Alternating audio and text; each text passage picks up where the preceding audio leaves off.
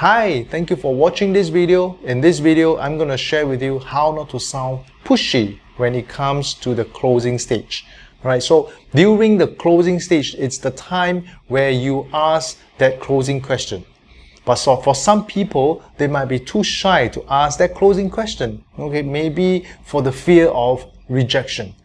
But this is one tip that you can use. Okay, one tip that you can use to soften that fear of rejection, to be comfortable with asking that closing question. Now, this tip is allow your prospect to choose between two options. Give them two options. Choose either the more expensive package or the cheaper package. Choose a higher value package or a lower value package. But now, the trick is this. When you are sharing, when you are pitching your solution, ensure that you pitch the pros and cons of both packages. Make sure that your prospect fully understood that by choosing A, they are getting this. By choosing B, they are getting this. And what are the risks between A and B?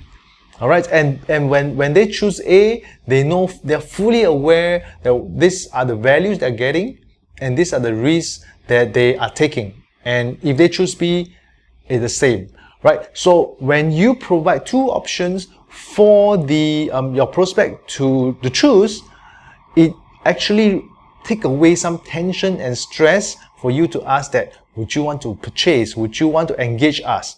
Alright, so instead you ask, okay, so between option A and option B, which would you prefer? So do you actually see that the tension is being released? Okay, that the fear of rejection is being taken away by asking which option do you prefer? Alright, so this is one thing that you can do. Okay, provide your prospect with two options when it comes to closing, and ensure that they are fully aware about the pros and the cons between the two options.